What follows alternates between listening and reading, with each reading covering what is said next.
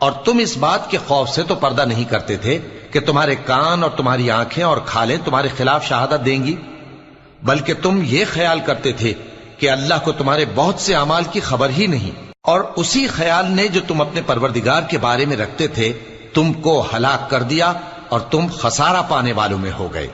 اب اگر یہ صبر کریں گے تو بھی ان کا ٹھکانہ دوزخ ہی ہے، اور اگر توبہ کریں گے تو ان کی توبہ قبول نہیں کی جائے گی۔ اور ہم نے ان کے ایسے ساتھی بنائے جنہوں نے ان کے اگلے اور پچھلے اعمال ان کو عمدہ کر دکھائے تھے، اور جنات اور انسانوں کی جماعتیں جو ان سے پہلے گزر چکی ان پر بھی اللہ کے عذاب کا وعدہ پورا ہو گیا۔ بے شک یہ نقصان اٹھانے والے ہیں۔ اور کافر کہنے لگے کہ اس قرآن کو سنا ہی نہ کرو، اور جب پڑھنے لگے تو شور مچا دیا کرو تاکہ تم غالب رہو۔ سو ہم بھی کافروں کو سخت عذاب کے مزے چکھائیں گے اور ان کے برے اعمال کی جو وہ کرتے تھے سزا دیں گے۔